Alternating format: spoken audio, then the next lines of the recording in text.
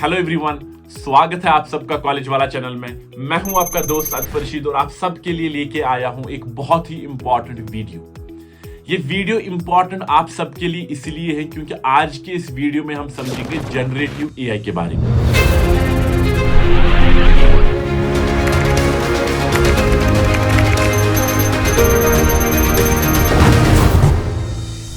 Generative AI tools का कितना impact 2025 में वर्ल्ड वाइड और स्पेशली इंडिया में हो रहा है आज के टाइम पे, और आने वाले कुछ टाइम पे इसका कितना इंपैक्ट बढ़ सकता है, and are we ready for that. और ये सारा डिस्कशन हम करने जा रहे हैं based on some real facts, based on some real research जो मैंने गैदर की है आप सबके लिए from different resources and reports. ये वीडियो किन के लिए है? ये वीडियो उन सारे बच्चों के लिए जो इस वक्त कॉलेज जा रहे हैं। ये वीडियो उनके लिए भी है जो ऑलरेडी इस वक्त जॉब कर रहे हैं बट उनको समझ नहीं आ रहा है, आइडिया नहीं आ रहा है कि जो जनरेटिव एआई इस वक्त शिफ्ट ला रहा है इंडस्ट्री में, हम उसके साथ किस तरीके से कोप अप कर दें। आज के इस वीडियो में हम कुछ सवालों के जवाब भी ढूंढने की कोशिश करेंगे। क्या एआई हमारे लिए एक थ्रेट है या एक अपॉर्चुनिटी है? अगर थ्रेट है तो इसके साथ कैसे हम डील करेंगे, और अगर अपॉर्चुनिटी है तो इसको हम किस तरीके से अवेल कर सकते हैं? क्या एआई सच में हमारी जॉब्स को रिप्लेस करेगा? जो इस वक्त हम कोडिंग सीख रहे हैं, डेवलपमेंट सीख रहे हैं, डेटा स्ट्रक्चर सीख रहे हैं, क्या वो हमारे लिए काफी है? क्या हम उसके थ्रू एक जॉब ढूंढ सकें? इन सारे सवालों के जवाब हम आज के इस वीडियो में ढूंढने की कोशिश करेंगे। चलिए वीडियो को स्टार्ट करते हैं। सबसे पहले हम समझेंगे कि जनरेटिव एआई का इंपैक्ट आज के टाइम पे वर्ल्ड वाइड कितना है, उसके बाद समझेंगे कि इंडिया पे कितना है, और उसके बाद मैं आपके साथ एक अपना ऑनेस्ट ओपिनियन शेयर करूंगा कि क्या एआई एक थ्रेट है या एक अपॉर्चुनिटी है। एंड एट द एंड हम समझने की कोशिश करेंगे कि जनरेटिव एआई क्या है, जनरेटिव एआई होता क्या है, और आज के टाइम पे 2025 में एक कोडर को, एक डेवलपर को जनरेटिव एआई के कौन कौन से टूल्स आने चाहिए ताकि वो मार्केट के रिलेटेड रेलेवेंट रहे। तो चलिए बिना टाइम वेस्ट किए इस वीडियो को स्टार्ट करते हैं। जनरेटिव एआई को समझने से पहले वी हैव टू अंडरस्टैंड कि जनरेटिव एआई और टूल्स का इस टाइम पे वर्ल्ड वाइड और इंडिया में कितना इंपैक्ट है, ताकि हमें एक मोटिवेशन मिल सके, हम आपस में अपने आप को पूछ सकें कि क्या हम इस शिफ्ट, इस चेंज के लिए रेडी हैं जो इस वक्त मार्केट में हो रहा है या होने वाला है। आज के इस वीडियो को मैंने 3 पार्ट्स में डिवाइड किया है। पहला AI's impact on jobs worldwide, दूसरा है मेरे पास AI's impact on jobs India, और तीसरा मेरे पास है जनरेटिव एआई का इंट्रोडक्शन, जिसमें हम समझेंगे कि जनरेटिव एआई होता क्या है और जनरेटिव एआई के कौन से टूल्स हैं जो हमें आज के टाइम पे सीखने चाहिए। चलिए पहले से स्टार्ट करते हैं। जो मैंने पहला वर्ल्ड वाइड में रखा है, that's AI's potential impact on the job market. Goldman सैक्स की एक रिपोर्ट के मुताबिक एआई 300 मिलियन जॉब्स को रिप्लेस कर सकता है ग्लोबली। उसका मतलब है पूरी दुनिया के 9.1% जॉब्स रिप्लेस हो सकते हैं बिकॉज ऑफ एआई। और सबसे ज्यादा इंपैक्ट उन सेक्टर्स में होगा जो ऑटोमेशन के लिए काफी ज्यादा वनरेबल है, लाइक मेरे पास राइटिंग है, कंटेंट क्रिएशन है, फोटोग्राफी है, कोडिंग है, सॉफ्टवेयर डेवलपमेंट है। So they might get properly affected because of AI. McKinsey predict करता है कि 2030 तक 14% ऑफ ग्लोबल वर्कफोर्स, वो होता है ऑलमोस्ट 375 मिलियन लोग, अपना कैरियर चेंज करने पर मजबूर होंगे, ऑल बिकॉज ऑफ एआई। और ये जो चेंज है, जो इंपैक्ट है जनरेटिव एआई का या एआई का, ये सिर्फ एम्प्लॉइज तक सीमित नहीं है, बल्कि सीईओज भी इस चेंज को फील कर रहे हैं। पीडब्ल्यूसी की एक सर्वे के अकॉर्डिंग 75% सीईओज मानते हैं कि जनरेटिव एआई उनके बिजनेस को नेक्स्ट 3 सालों में, 3 इयर्स में काफी ज्यादा ड्रामेटिकली चेंज कर देगा, और साथ ही उनके लिए एक नए skill set, better cyber security और न्यू टीम स्ट्रक्चर्स की काफी ज्यादा जरूरत पड़ेगी। ये जो इंपैक्ट जनरेटिव एआई का है, एस्टिमेट किया जाता है कि ये सबसे ज्यादा बड़ा झटका डेटा एंट्री जैसे रिपीटेटिव जॉब्स को दे सकता है। वर्ल्ड इकोनॉमिक फोरम के अकॉर्डिंग 2027 तक 7.5 मिलियन से जॉब से ज्यादा डेटा एंट्री जॉब्स खत्म हो सकती है। और इसी रिस्क लिस्ट में उसके बाद नंबर आता है एडमिन सेक्रेटरीज एंड अकाउंटेंट्स का। एक और स्ट्रॉन्ग प्रिडिक्शन आई है सीईपीआर से। वो कहते हैं कि नेक्स्ट 10 इयर्स में 47% ऑफ यूएस वर्कर्स अपनी जॉब ऑटोमेशन की वजह से खो सकते हैं।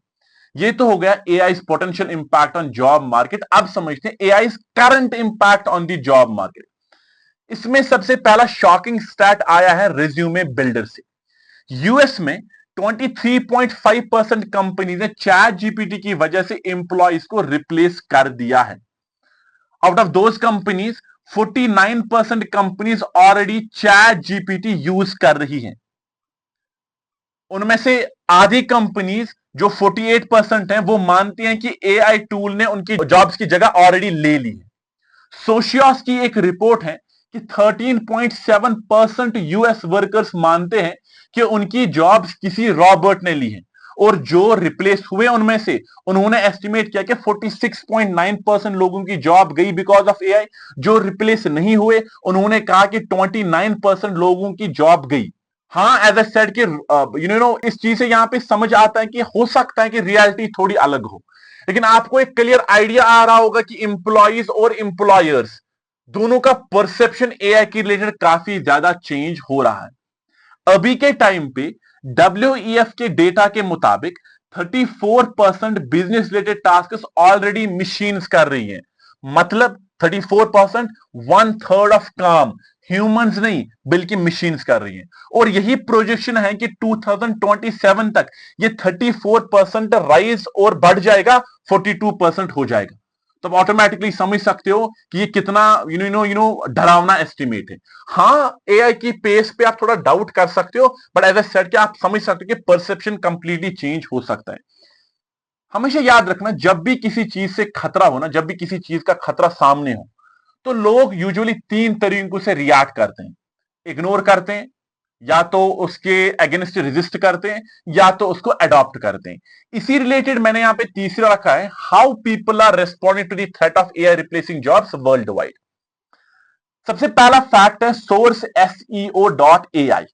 Over the next 3 years, 120 million workers will undergo retraining due to AI changing business demands।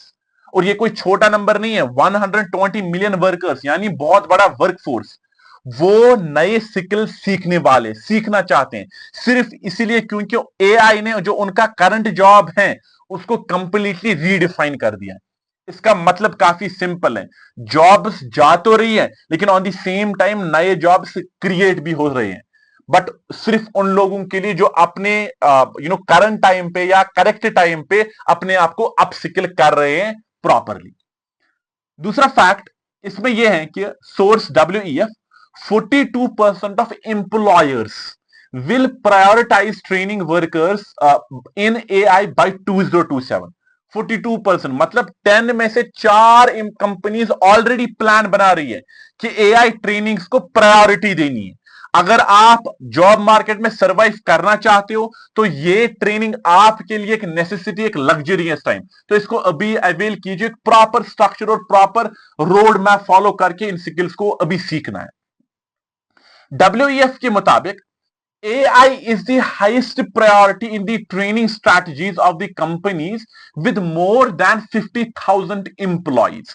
जो लार्ज कंपनीज हैं, जो दुनिया का ट्रेंड सेट करती हैं, उनके लिए AI काफी टॉप प्रायोरिटी पे है। And of course when we say कि लार्ज कंपनीज के लिए टॉप प्रायोरिटी पे, तो सोचने वाली बात है जो छोटी कंपनीज है, इंडिविजुअल्स हैं, उनको ऑफ कोर्स डबल तैयारी करनी पड़ेगी इस शिफ्ट का सामना करने के लिए। उसके बाद source WEF, companies are planning to invest 9% of their collective reskilling budget into AI and big data. ये बताता है आपको कि सिर्फ AI एक एक्सपेरिमेंट नहीं है करंट टाइम पे, ये एक लॉन्ग टर्म इन्वेस्टमेंट बन चुका है। स्किल्स जिन्होंने अब तक जॉब आपकी सेफ रखी, वो कल आपके लिए ऑब्सोलीट बन सकती हैं, और नए स्किल्स होंगे जो फ्यूचर को कंप्लीटली डिफाइन करेंगे, रीडिफाइन करेंगे, और आपको अभी सोचना है उसके लिए कि आप उसके लिए क्या कर रहे हो। पर क्या इस सब से कंपनीज रेडी हो रही है? रियलिटी यह है कि काफी वर्कर्स इस टाइम पे अनश्योर हैं, नर्वस हैं, डर रहे हैं। काफी सारे लोग डायरेक्टली अफ्रेड हैं कि हमारा जो जॉब है वो हमसे छीना जाएगा।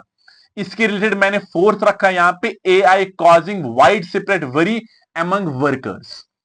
सबसे पहला यह है, PwC के एक रिपोर्ट के हिसाब से 30% of workers fear their job will be replaced with technology by 2025।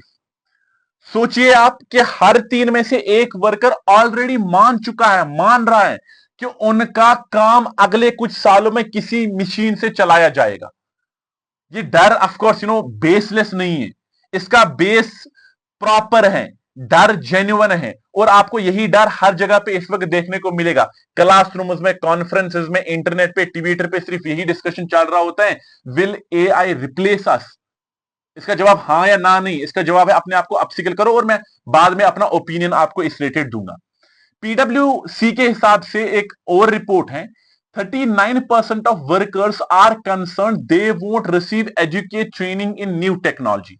और ये डर उससे भी ज्यादा जेन्युइन है, काफी ज्यादा जेन्युइन है, कि जो इस वक्त ऑलरेडी जॉब कर रहे हैं, स्पेशली इन देयर 40s, उनको एक डर है कि इस वक्त एआई जो चेंज ला रहा है, ला तो रहा है, बट क्या हम नया स्किल सीख पाएंगे? क्या हम अपने आप को अप टू डेट रख पाएंगे? क्या हमें एक प्रॉपर ट्रेनिंग मिलेगी?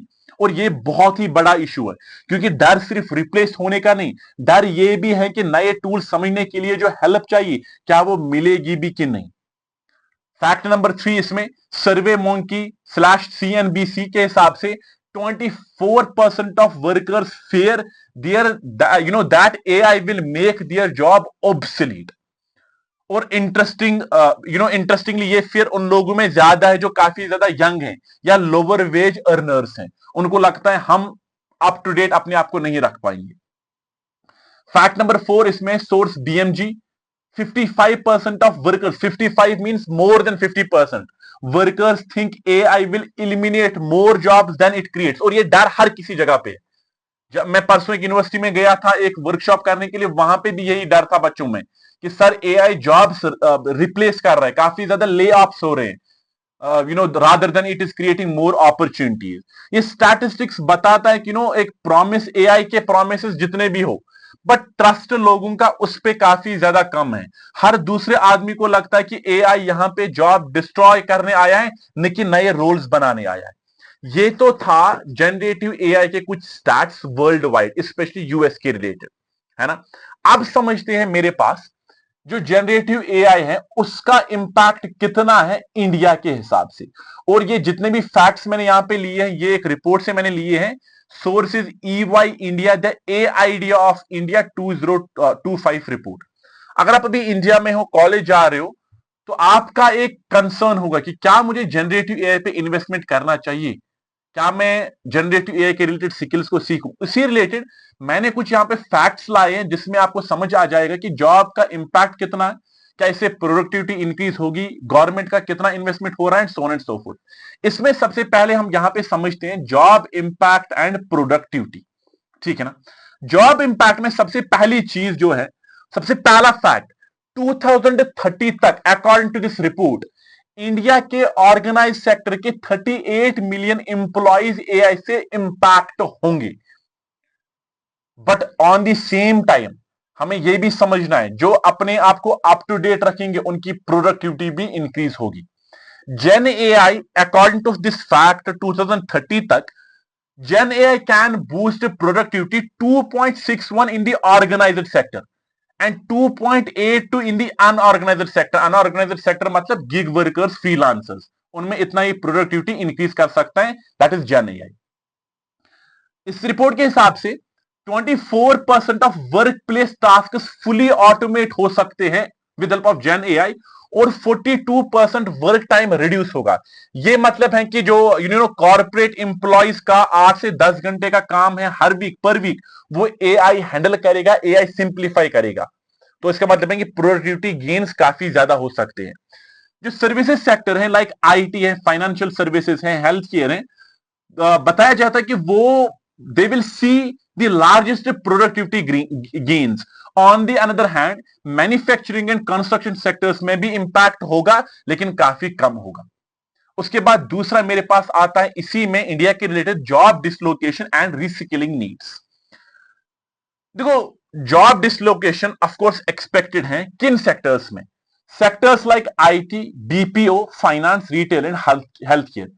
इन सेक्टर्स में जहां रिपीटेटिव या डेटा हैवी टास्क हैं, एआई उन्हें ऑटोमेट कर रहा है। इस वजह से रोल्स का स्ट्रक्चर काफी बदलेगा, जॉब लॉसेस भी हो सकती है और नए एआई बेस्ड जॉब्स रोल भी बनेंगी। तो आपको उसके लिए रेडी रहना है। 92% of Indian knowledge workers already use AI right now in 2025 versus 75% globally. India के जो प्रोफेशनल्स इस टाइम पे हैं वो ऑलरेडी एआई जैसे टूल, जनरेटिव एआई के टूल्स लाइक चैट जीपीटी मेरे पास हैं, को पायलट हैं, वो ऑलरेडी यूज कर रहे हैं। But on the same time we have to understand कि काफी बेसिक चीजों के लिए आगे चल के ऑफ कोर्स इन टूल्स को हम डीपर समझने की यूज करेंगे या इफेक्टिवली यूज करने की कोशिश करेंगे। अब हमने समझा कि इतने सारे रोल्स इंपैक्ट हो सकते हैं 2030 में in India, according to this report जो उन्होंने किया था कुछ कंपनीज, लिमिटेड कंपनीज पे, ठीक है ना। और उन्होंने बताया कि प्रोडक्टिविटी किस तरीके से इंक्रीज होगी। अब यहां पे जो बच्चे हैं उनकी एक जरूरत है, वो ये है कि उनके लिए जैसे need for national skilling and AI focus reskilling programmes. AI के साथ सरवाइव और ग्रो करने के लिए मास लेवल पे ट्रेनिंग, मास लेवल पे AI specific skill development programmes काफी ज्यादा क्रिटिकल है, ताकि जो हमारे पास जो टैलेंट गैप है और जो जॉब इनसिक्योरिटी है वो दोनों पे हम प्रॉपरली डिस्कस करेंगे, वरना दोनों बढ़ेंगी। इसमें जो मेरे पास तीसरा जो आप सबके लिए काफी important, that's investment and spending of gen AI in India. जब आपको एक आइडिया मिलेगा, एक एस्टिमेट मिलेगा कि इंडिया में जेन एआई पे कितना इन्वेस्ट हो रहा है, कितना स्पेंड हो रहा है, तो आपको ऑफकोर्स एक मोटिवेशन मिलेगी कि नहीं, इसका एक फ्यूचर प्रॉपरली है।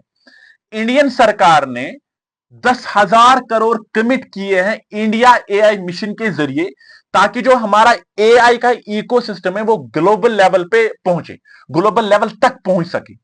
ये इन्वेस्टमेंट्स काम आएंगी सेक्टर स्पेसिफिक डेटा प्लेटफॉर्म्स बनाने में, 10,000 जीपीयू जैसे कंप्यूट इंफ्रास्ट्रक्चर को एक्सपेंड करने में, और रेस्पॉन्सिबल एआई गवर्नेंस और इनोवेशन को प्रमोट करने के लिए। 2024 एज ऑफ 2024 के स्टैट्स भी अगर इसको प्रॉपर्ली पढ़ोगे काफी इंटरेस्टिंग है।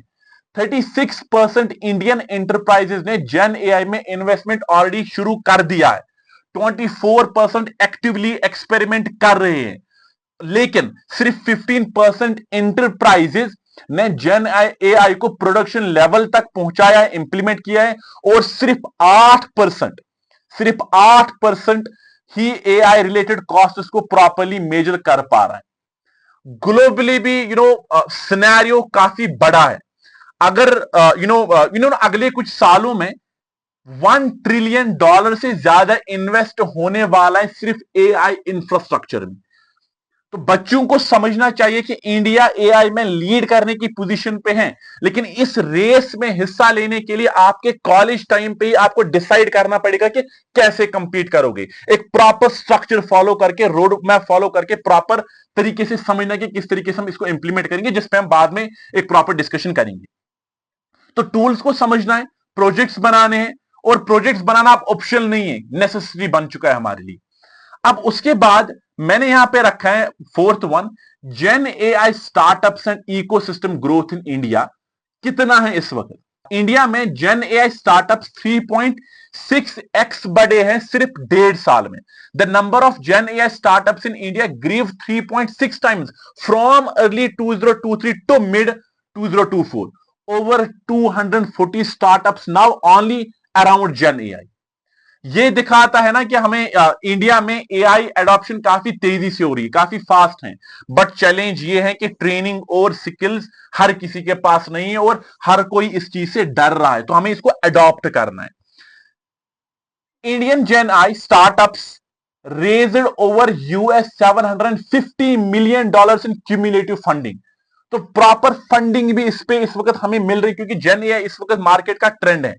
75% जो 2024 के फर्स्ट हाफ में 75% जेन एआई स्टार्टअप्स ने रेवेन्यू जनरेट किया है, compare to 22% in the same period in 2023। तो रेवेन्यू के हिसाब से भी काफी तेजी से हम बढ़ रहे हैं। इंडिया नाउ रैंक सिक्स्थ इस वक्त इंडिया रैंक कर रहा है globally in the gen AI startup ecosystem. और इस वक्त अगर हम लास्ट पार्ट देखेंगे, जो major gen AI application trends हैं वो किस वाले सेक्टर्स में, फाइनेंशियल सर्विसेज में, हेल्थ केयर में, रिटेल में, आईटी में, टेलीकॉम में, मीडिया और इंटरटेनमेंट, जो इंडिया का एक बड़ा पोर्शन रिप्रेजेंट कर रही है। ये सारे के सारे सेक्टर्स जो इस टाइम पे जेन एआई को प्रॉपर्ली अडॉप्ट कर रहे हैं। तो हमें एज अ स्टूडेंट इस वक्त अपने आप से एक डिस्कशन करना चाहिए, करना पड़ेगा। आपको मुझसे डिस्कस करना होगा, यू कैन टेक्स्ट मी। हमें डिस्कस करना चाहिए कि इस टाइम पे हमें किस तरीके से अपने आप को नेक्स्ट 2 सालों के लिए तैयार रखना है, ताकि हम इस जेन एआई के लिए कंप्लीटली प्रिपेयर्ड रहे। मैंने कुछ और फैक्ट्स भी यहां पे रखे हैं जेन इंडिया के related. One of the facts over there is the IT industry in India has been a major employer. Of course IT industry India में बहुत बड़ी है, तो ये हर साल 5.4 मिलियन जॉब्स क्रिएट करता है और हमें काफी ज्यादा अपॉर्चुनिटी देता है फ्रेशर्स के लिए, जो कॉलेज से निकले हैं उनके लिए। But on the same time, जब इस टाइम पे एक एआई का जो राइज है वो इसी आईटी इंडस्ट्री में जो जॉब्स प्रोवाइड कर रहा है उसको काफी ज्यादा बड़ा चैलेंज पोज करता है।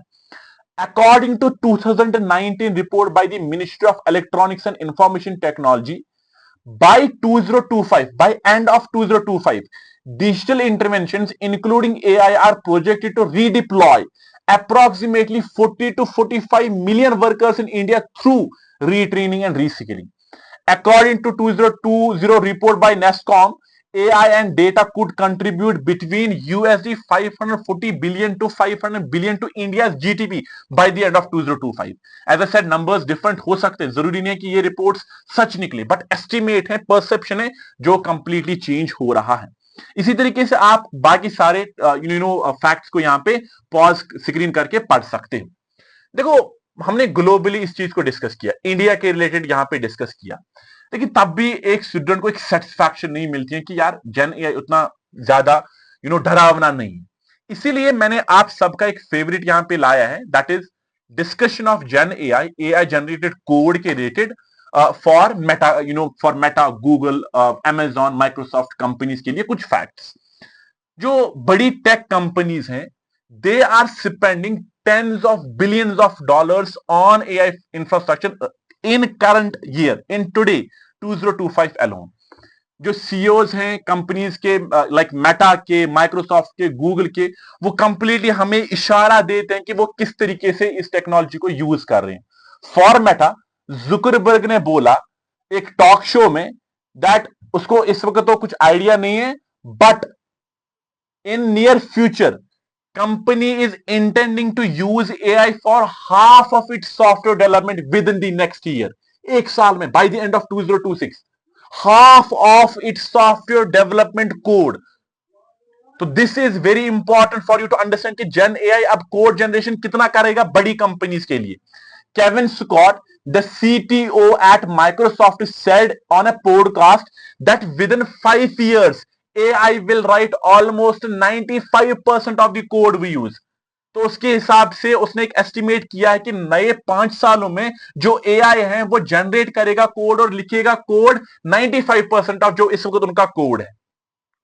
उसके बाद अगर आप देखोगे माइक्रोसॉफ्ट का जो सीईओ है सत्या नडेला, उसका एक एस्टिमेट है कि engineers are using AI to write now 20 to 30% of the code for company projects. तो ऑटोमेटिकली समझोगे कि ये कितना ऑलरेडी इंजेक्ट हो गया इन बड़ी बड़ी कंपनीज में। गूगल का CEO Sundar Pichai recently said that company now uses AI to write more than 30% of its new code. 30%, जो नया कोड है उसमें जो 30% है वो एआई लिख रहा है। तो ये इंक्रीज हुआ है, पिछले साल उसने बताया था 25%, अब 30 है। तो आप ऑटोमेटिकली समझोगे कि more and more employees are using and accepting code suggested by the AI right now at Google. You have to be it's very important, you have to be ready and prepared for this change. अपने आप को इसके around properly create और develop करना पड़ेगा।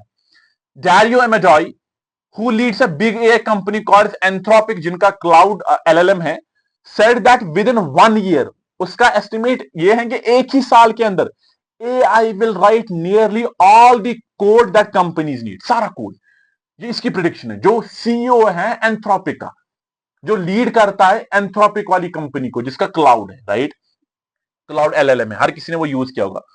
And one very important factor, one very important stat over there, according to layoff tracker, over 51,000 tech employees have been laid off at 112 companies so far this year. इस साल में अभी तक 112 companies ने 51,000 take employees को lay off किया है. तो ये डर जेन्युइन है, ले ऑफ लोग हो रहे हैं, but on the same time AI generate code भी कर रहा है उन कंपनीज के लिए. तो यहां पे समझना होगा कि अब किसको एम्प्लॉय किया जाएगा, जिसके पास ये स्किल होगा कि उसको आएगा जनरेट कोड करना और उसके बाद उस कोड को समझना. अब यहां पे समझते हैं मेरा ओपिनियन, ठीक है ना? देखो, हमने काफी सारे फैक्ट्स यहां पे डिस्कस किए. हमने समझा कि एआई, जनरेटिव एआई का कितना इंपैक्ट है वर्ल्ड वाइड, जनरेटिव एआई का कितना इंपैक्ट है इंडिया में, और कितना इंडिया इन्वेस्ट करने जा रहा है एआई के related, I mean generative AI के रिलेटेड. अब जो मैंने पहला सवाल पोज किया था वो ये था कि क्या जनरेटिव एआई या एआई एक थ्रेट है या अपॉर्चुनिटी है? काफी सारे लोग इसका जवाब हां बोलते हैं कि एक थ्रेट है, काफी सारे लोग इसका जवाब बोलते हैं कि नहीं, ये एक अपॉर्चुनिटी है. देखो, मेरे हिसाब से ये थ्रेट भी है और एक अपॉर्चुनिटी भी है. अब किस टाइप में आ रहे हो, किस कैटेगरी में फॉल हो रही है, आप पे डिपेंड करता है. अगर आप सिंपली इसको थ्रेट मान रहे हो तो इसका मतलब आपने एक्सेप्ट किया है कि आपके पास जो इस वक्त स्किल है आप उसी को नेक्स्ट 10-20 साल चलाओगे, आप अपने आप को अप स्किल नहीं करोगे. अगर आप उस कैटेगरी में पढ़ते हो तो ऑफ कोर्स आप इस वाली कैटेगरी में आओगे जो है मेरे पास थ्रेट वाली category. But on the same time अगर आप इसको देख रहे हो कि नहीं, इट डज नॉट मैटर कि एआई में क्या चेंज आ रही है, मैं अपने आप को कंटिन्यूअसली अप स्किल करूंगा, तो उस केस में आपके लिए एआई काफी अपॉर्चुनिटीज ला सकता है. आपके लिए एक प्रॉपर जरिया बनेगा जिससे आपको एक प्रॉपर एम्प्लॉयमेंट मिलेगी. तो चाहिए थ्रेट है, चाहिए एक प्रॉपर अपॉर्चुनिटी है, ये कंप्लीटली आप पे डिपेंड करता है कि आप कितना अपने आप को अपस्किल करोगे और अपने आप को कितना अप टू डेट रखोगे. मैं आपको एक सिंपल एग्जांपल देता हूं. मैं पिछले 6 साल से डेवलपमेंट करता हूं, ठीक है ना, और मैंने काफी सारी वेबसाइट्स बनाई है. यूजुअली वेबसाइट को बनाने के लिए मुझे लगता था 3 महीना टाइम, 4 महीना time, depending on the website जो हम बनाते थे. आज के टाइम पे मैं जन एआई टूल्स को यूज करके उसी वेबसाइट को विद इन 20 डेज रैप करता हूं कंप्लीटली और प्रॉपरली चलती है. बट उसका मतलब क्या है? उसका मतलब यह है कि मैंने सिंपली जन एआई टूल सीखा और मैं सिंपली नेक्स्ट नेक्स्ट करूंगा, जिसको हम वाइब कोडिंग कहते हैं. Vibe coding is a very new term जो आजकल मार्केट में काफी ज्यादा ट्रेंडिंग है. वाइब कोडिंग क्या होती है? वाइब कोडिंग सिंपली होता है कि मैं एक जनरेटिव एआई टूल से बात करूंगा, उसको बोलूंगा हे मुझे एक वेबसाइट बना के दो, वो खुद से फाइल्स क्रिएट करेगा, खुद से कोड लिखेगा, खुद से रन करेगा, कहीं पे बग आएगा खुद से रिमूव करेगा, मुझे खाली करना है next next next next. But ये अभी इसको थोड़ा टाइम लगेगा इस लेवल की कोडिंग को लाने में. तो वाइब कोडिंग तो ऑफ कोर्स फ्यूचर है, लेकिन इस टाइम पे मुझे लगता है कि हमें जनरेटिव एआई टूल्स को सीखना है, but on the same time जो हम चाहते हैं उसे जनरेट करना, उसका भी हमें आइडिया होना चाहिए. रिसेंटली मैं एक वेबसाइट बना रहा था, वहां पे मुझे एक बग आ गया. उस बग को मैं नेक्स्ट नेक्स्ट कर रहा था, मेरा जो टूल है वो that was not able to resolve it. उसके बाद मैं खुद कोड पे चला गया, मुझे आता था कोड और उसके बेस पे मैंने उसको with in 10 to 20 minutes remove करके उसको रिजॉल्व कर दिया. तो दोनों चीजें रखनी है. जनरेटिव एआई का एक कंप्लीट आइडिया रखना है कि इसको मैं किस तरीके से यूज करूंगा, कैसे मैं इससे बात करूंगा, प्रॉम्प्ट्स कैसे दूंगा, but on the same time जो मैं उससे काम ले रहा हूं उस काम को भी मैं अच्छे तरीके से समझूंगा. मैं डेवलपमेंट कर रहा हूं तो मुझे अपना कोड अच्छे से आना चाहिए समझ कि वो मुझे कौन सा कोड दे रहा है, क्या दे रहा है. तो चाहे ये एक थ्रेट है या एक अपॉर्चुनिटी है, ये आप पे डिपेंड करता है कि आप किस टाइप, किस कैटेगरी में फॉल होते हो. ये तो हो गया डिस्कशन. अब क्या हमारी एआई हमारी जॉब्स को रिप्लेस करेगा? The answer is of course yes. तो एआई जॉब्स को रिप्लेस करेगा खाली उन लोगों का जो अपने आप को अपस्किल नहीं करेंगे. जो अपने आप को अपस्किल करेंगे उनको आएगा एआई टूल्स को यूज करना, उनको आएगा प्रॉपर्ली इसको संभालना, यूज करना, तो ऑटोमेटिकली उनको कैसे रिप्लेस करेगा? तो ये उनको रिप्लेस करेगा जो अपने आप को करंट टाइम पे, करंट ट्रेंड पे अपने आप को अप टू डेट नहीं रखते हैं. ये हो गया दूसरा.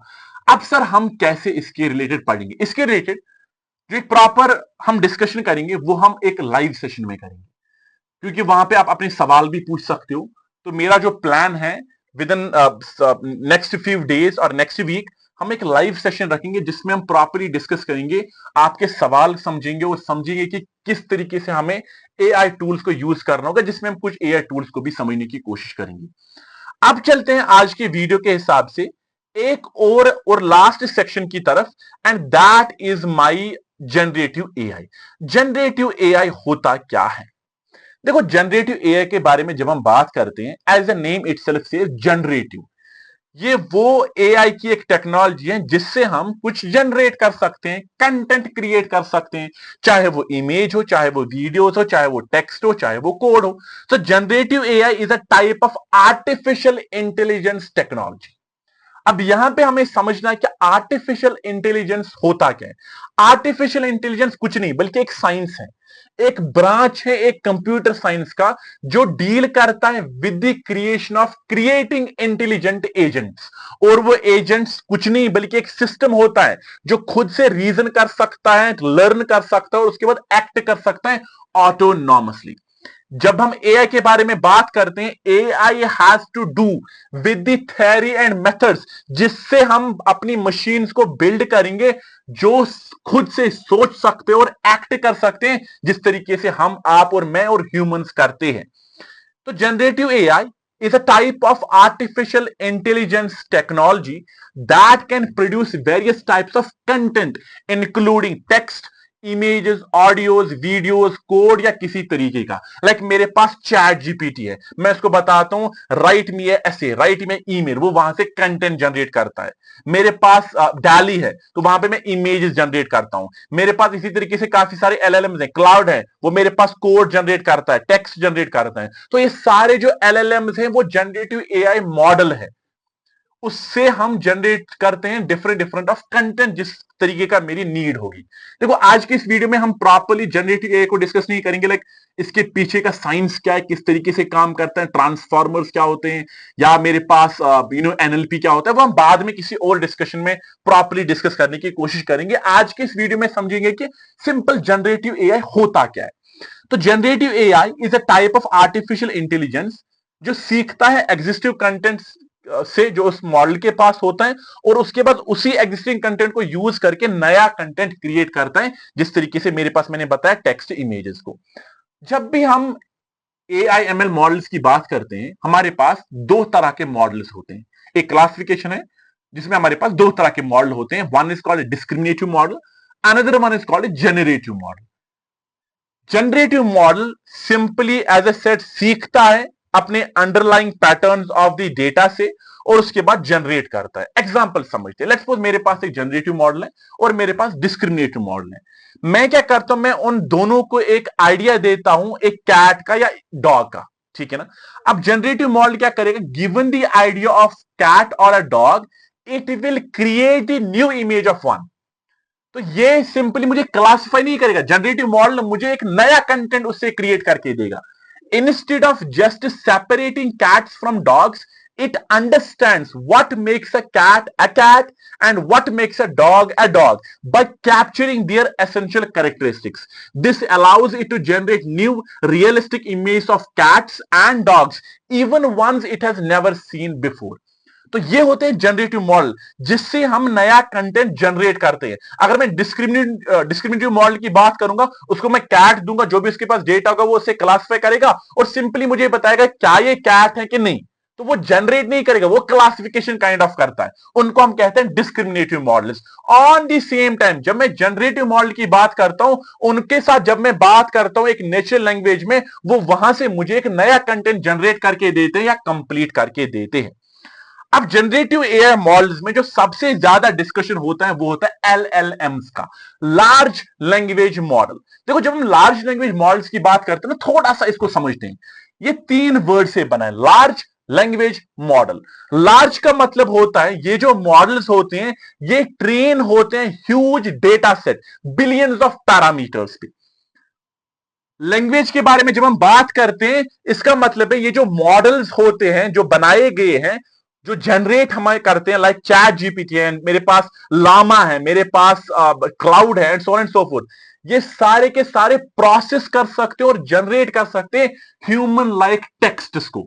इसीलिए large language, large billion of parameters जिस पे ट्रेन होगा, लैंग्वेज जो नेचुरल लैंग्वेज को प्रोसेस करेगा और समझेगा। और मॉडल ऑफ कोर्स मॉडल होता है, ये जो मॉडल होते हैं they are trained on vast data sets and can be fine tuned for specific task. उसके बाद हम फाइन ट्यूनिंग करके इनको एक स्पेसिफिक टास्क के लिए यूज कर सकते हैं। लार्ज का मतलब क्या होता है? Trained on huge data set with billion of parameters that store learned knowledge. अब आज के टाइम पे इस वक्त टॉप एलएलएम्स कौन है 2025 के हिसाब से? सबसे पहले मुझे लगता है हर कोई इसको यूज करता है, आज दिन भी मैंने इसको ऑलमोस्ट 1 घंटा यूज किया, that is chat GPT, GPT, right. Create है इसका ओपन एआई, इससे हम टेक्स्ट जनरेट करते हैं, इमेज जनरेट करते हैं, और इसका जो एक ड्रॉबैक है दैट इट्स कॉस्टली। इसका जो मंथली प्राइस है that is $20 to $30 chat GPT pulse का subscription. Why use it? It's a great all-rounder for creating apps with multiple input types. इसमें आज हम multiple inputs देते हैं, मल्टी मॉडल जिसको हम कहते हैं मॉडल्स, हम टेक्स्ट से देते हैं, इमेज देते हैं, पीडीएफ देते हैं, सो एंड सो वॉइस भी देते हैं आज। उसके बाद जो दूसरा टॉप एलएलएम है दैट्स कॉल्ड क्लाउड, जिसका क्रिएट है एंथ्रोपिक, जिसके बारे में हमने कुछ टाइम के पहले बात की थी। Best for writing, coding and deep reasoning. इसका जो मंथली प्राइस है दैट इज $20 to $30 अगेन, तो ये कॉस्टली है। उसके बाद जो तीसरा मेरे पास है एलएलएम जिसको आपको देखना चाहिए दैट इज जेमिनी, जो गूगल का है। It is best for Google workspace, integration in docs, Gmail etcetera. Monthly price again $20।